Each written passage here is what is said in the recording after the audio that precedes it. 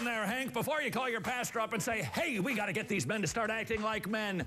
There's a few things you might want to consider.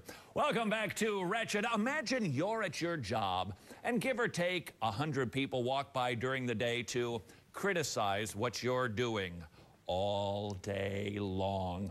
Most likely, it would get up your nose. Hey, you don't know what you're talking about. You don't understand my day. You don't understand what I'm thinking. You don't understand how I've got things organized. You don't understand how this whole company operates. Mind your own beeswax unless you know what you're talking about. Our pastors have that situation every single day. Their occupation is open up to the congregation on display, especially Sunday morning. And how many of us are quick to tell them what we think? Maybe, just maybe, we need to slow down a little bit. How would you feel if you were perpetually criticized? Let's think about that before we criticize our pastor. In fact, let's think about 10 things, courtesy of Josh at Missional Thoughts. You should consider these things before you fire one off. Here we go on number 10. Were you really going to send him an anonymous email? Now, that's a good question, because if you were, don't do it. Anonymous should always get delete. If you don't have the courage to stand behind your criticism, then you shouldn't be criticizing.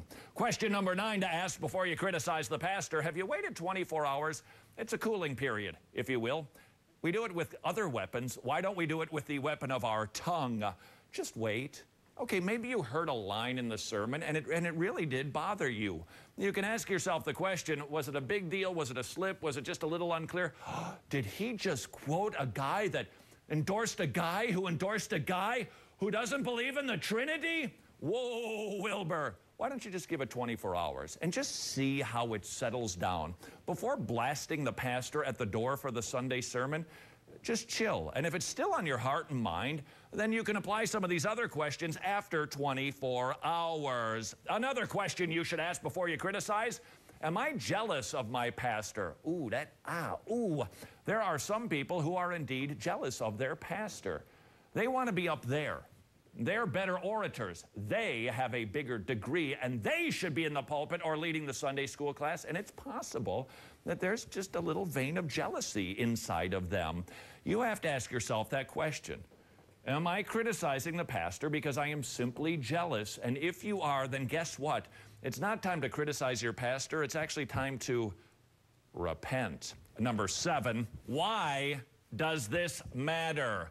That's an excellent question to ask. I mean, why does it matter? What are the implications? What are the repercussions? Will people be going to hell, or will the sidewalk not have cracks every 28 inches? I mean, why does it matter?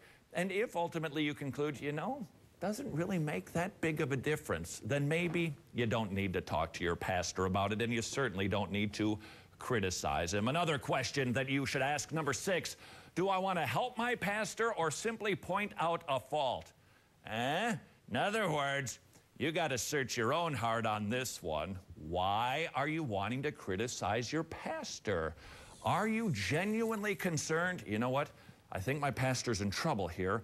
I need to point this out to him so that he can get stronger in this area. Or is it just a matter of, and you know what? This isn't even the guy that I wanted anyway, and I'm going to zing and pow. Search your own heart. The next question you should ask before you criticize: how would you feel if you didn't criticize your pastor? Again, a heart check question. If you don't get it off your chest, will it give you a heart attack if you don't do it? Okay, so if it doesn't, if it's not a big concern, then maybe you don't need to criticize.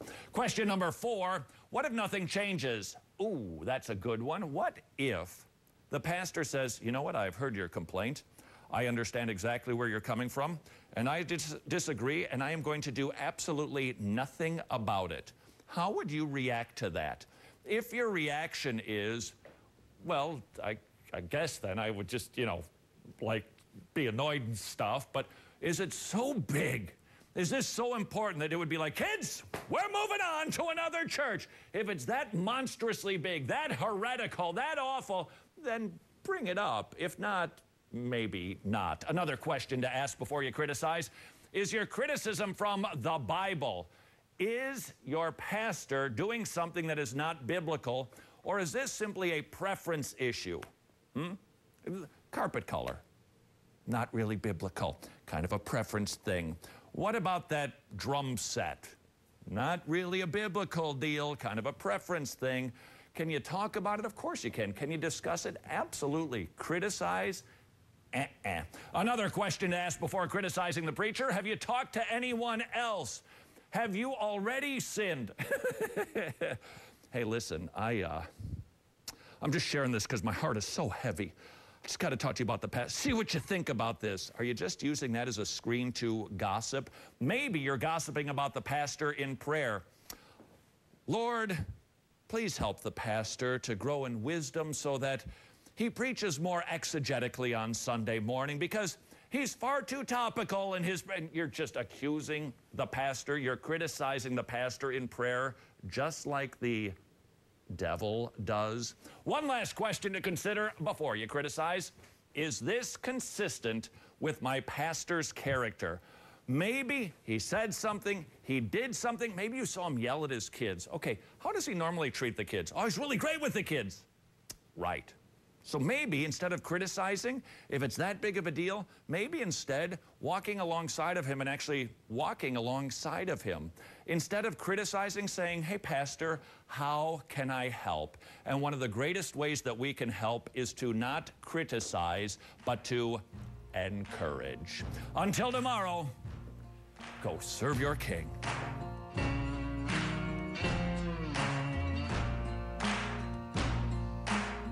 The preceding program was brought to you by FamilyNet Television Group and the NRB Network. Join us for the next 2